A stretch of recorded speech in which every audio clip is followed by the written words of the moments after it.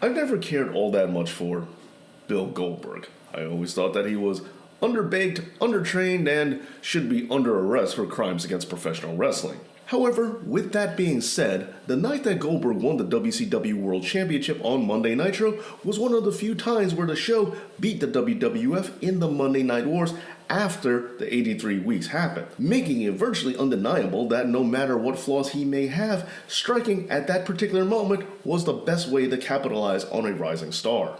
However, this seems like a lesson that the WWE in particular doesn't seem to want to learn, but maybe we can learn something from it. And that's the topic of this episode, because today...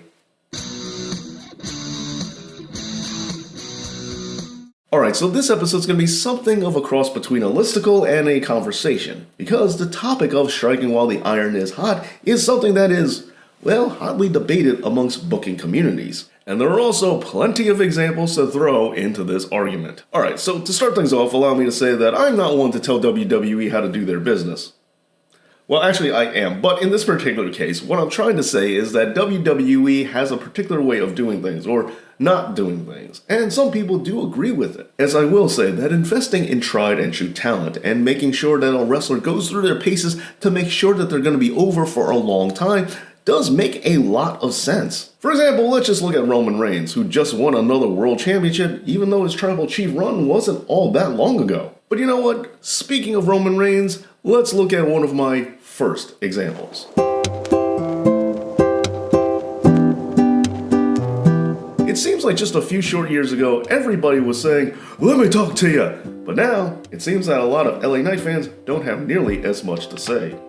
Yeah. Now this does seem to be for a variety of reasons, as I do think his program with The Miz helped expose him. He also hasn't been coming up with anything new lately, and WWE has yet to give him a storyline that fans can really sink their teeth into and get emotionally invested in. Now this is not to say that I'm not a fan of LA Knights, as I most certainly am. I was a fan of him back when he was Eli Drake, and I also think he should have taken the 10 pounds of gold off of Nick Aldis. I'm still surprised that didn't happen. However, this wouldn't be the only time the former Max Dupree would be denied a world championship. While he did contest for one against the tribal chief Roman Reigns, he would come up short. But with that, I have to ask, how different would the wrestling landscape be if LA Knight managed to beat the tribal chief and become the face of the company? As it does seem that 2023 was the best time that they possibly could have done this. And since they didn't, it doesn't look like a better time's ever going to happen. And sure, LA Knight is older, and he did have success in the mid-card title picture, well, as much success as one could have in the mid-card title scene, but his stock is definitely waning, and this is what happens to so many talents who never get the opportunity that they really need to have to become a main event player. Now fine, at the time, WWE had a long plan going with the entire Bloodline saga, one that they weren't going to derail just for LA Knight. But you know, this isn't the only time in WWE where a talent caught fire at the worst possible time because of someone else's long title reign.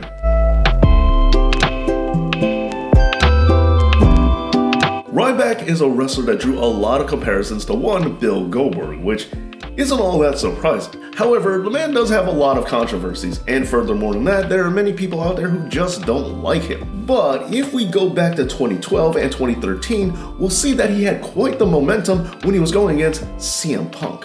So much so that even Bret Hart, an avid CM Punk fan, suggested that it might have been time to give Ryback the championship. And almost serving as a reverse what-if for the scenario that I painted in the beginning of the show with Bill Goldberg, well, we see what happens when you don't give your squash monster the title. Where WCW doubled down on their wrecking machine of Bill Goldberg, WWE on the other hand decided to go the other way. And going back on it, it's very easy to see that a lot of fans began to see through the entire Ryback persona after a short amount of time. And so, if Eric Bischoff didn't decide to give the belt to Goldberg when he did, it's quite possible that he might have faced the same reality. Without the belt, without the streak, he might have just been another big brute that the fans eventually got tired of once they realized he ran out of gas. Now, allow me to specify that this has nothing to do with being a fan of any of these wrestlers or not being a fan of any of these wrestlers. It simply has to do with identifying that there are some people that catch fire, get really hot, get very popular for a short amount of time with the masses. And if that should happen, should you take advantage of it as a head booker?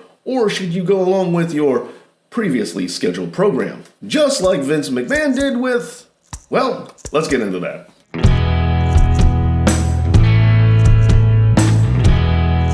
Zack Ryder got over in WWE in ways that nobody was expecting, as I already talked about in a video with Brian Zane on Wrestling with Regret. And even though he is now back in WWE after winning a whole host of titles outside of the company, how many of us are still left wondering what could have been? Especially considering that his longevity with the audience and how much he is still beloved shows that he really wasn't just a flavor of the month. And also, during a time period where a lot of people were getting sick of the whole John Cena thing, why not introduce a little bit of fresh blood with some Long Island Ice Z?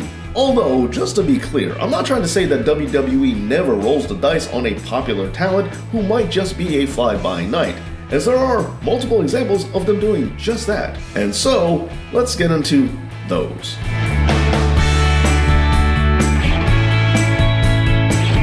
Well, nowadays, it does seem that WWE has quite the reputation for playing it ultra safe when it comes to who they give their world titles to. Let's not forget that WWE has given the title to wrestlers who got really popular really quickly, only to wind up regretting it not too soon thereafter. For example, main event Jey Uso winds up winning the Royal Rumble, winning the belt off of Gunther at WrestleMania, only to prove that he's not really a main event guy, despite having really decent merchandise sales and being immensely over with the whole Yeet thing.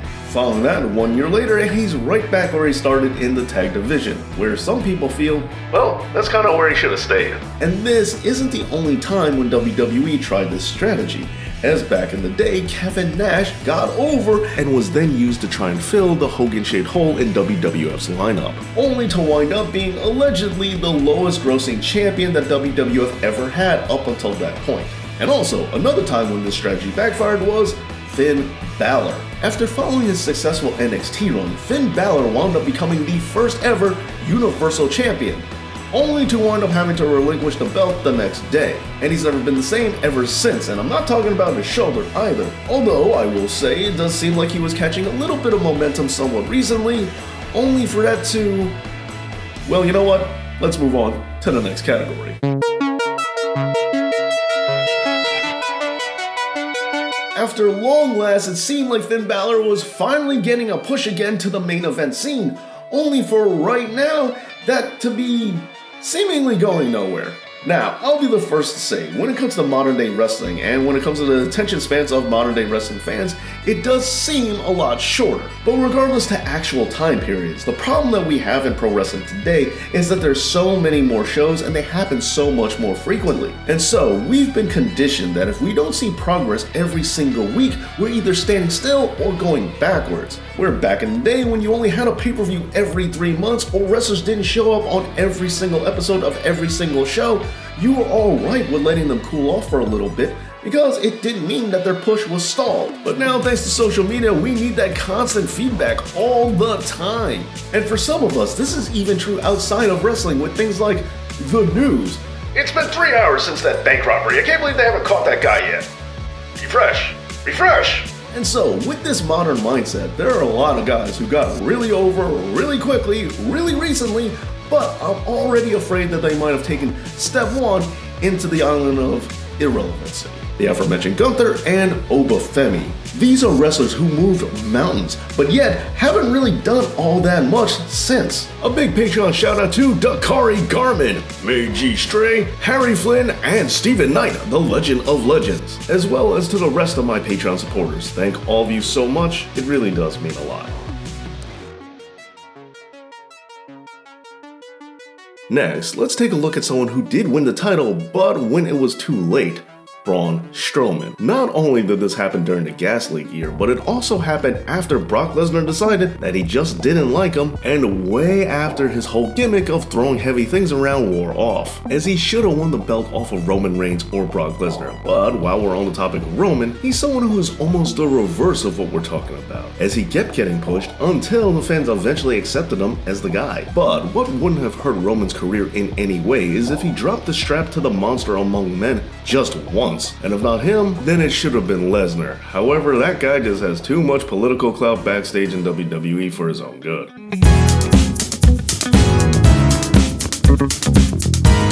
Now, focusing on Gunther, he is a unique scenario, as he is a former world champion, but yet, after retiring John Cena and AJ Styles and, well, I guess Goldberg too, he did have a lot of momentum that others just didn't have, because even though Gunther is a former world champion, he did end up transcending to a brand new stratosphere by retiring all these legends. And with that kind of heat, with somebody who's already a proven guy, why wouldn't you go ahead and give him the belt?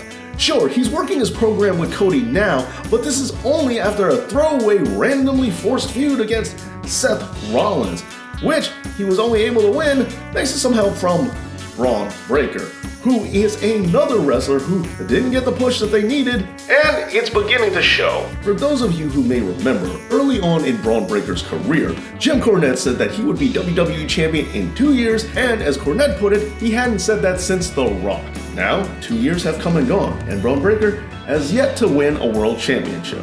And fine, injury has played a part in that between Seth Rollins and, well, his own injuries, but nevertheless, still stands that he isn't a world champion. And yet, even though he's back in the company now, it just seems like he's stalled along with a lot of other talents that we've mentioned today. Which is something I hope doesn't happen to the aforementioned Obafemi. Sure, Oba is over, but they're already beginning to walk back his victory at WrestleMania, as it's now clear that not only did he not retire Brock Lesnar, but they're gonna be running the match back yet again. And there's no way round 2 is going to live up to the magnitude of what he accomplished after round 1. Not to mention that that Mania match was followed up with a match against Otis. Beating absolute nobodies is, quite frankly, a waste of time. And if we look at Brock Lesnar himself after defeating the Streak, we'll see that he didn't have a match again until he beat John Cena for the title at SummerSlam. But the advantage that Lesnar had is that he had his advocate, Paul Heyman, constantly goading the crowd and rubbing it in everybody's faces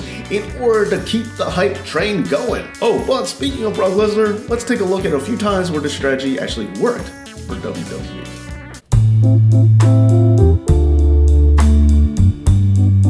In 2002, the next big thing, Brock Lesnar had one of the very best rookie years in all of professional wrestling. But how easily could he have been just another Parker Boudreaux if he didn't wind up in his winning ways? Now look, I fully acknowledge that Brock Lesnar does have natural charisma and a lot of natural talent. But while he is leaps and bounds better than a lot of the people I'm about to mention, he still very easily could have wound up being another Lars Sullivan or Gene Snitsky or just another lumbering meathead that really went nowhere if WWE didn't capitalize on his momentum. And speaking of great rookie years, let's also look at Kurt Angle. Here is an outside celebrity, and he is one of my absolute favorite wrestlers of all time, but I'm just saying that if he didn't receive his massive push as early as he did, could Kurt Angle have wound up being nowhere near as popular, nowhere near as successful as he is right now? And sure, all these hypothetical what-ifs are things that we don't have the answers to, because we can't look into the multiverse and find alternate realities where this guy didn't get pushed or this guy did to find out what really would have happened. But even with that being the case, I do want to bring up just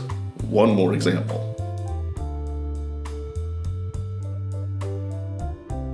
Alright, so to wrap this up, let's go back to where it all started, by examining wrestlers who could have been more if only they were given the push at the right time. And one of the best old school examples is that of Bam Bam Bigelow, who was once poised to take over for Hulk Hogan as the next big babyface of the WWF, if only he didn't need double knee surgery. As the story goes, Vince McMahon looked at this as horrible timing and decided that he just couldn't rely on the guy and never pushed him to that world title scene ever again. Although he would main event at WrestleMania, non-title, and against Lawrence Taylor, which of course, he jobbed for. But there you go, wrestlers who I think could have done so much more if only WWE struck while the iron was hot. Who are some other wrestlers that you could think of that would have been great main eventers if only WWE believed in them at the right time? Even if that time was the only time they were ever viable. Anyway, let me know down in the comments, and please make sure that you're a subscriber to this channel and that you give this video a like. And I also want to thank all my amazing Patreon supporters out there, and I want to thank you for watching. And as always, Dave knows.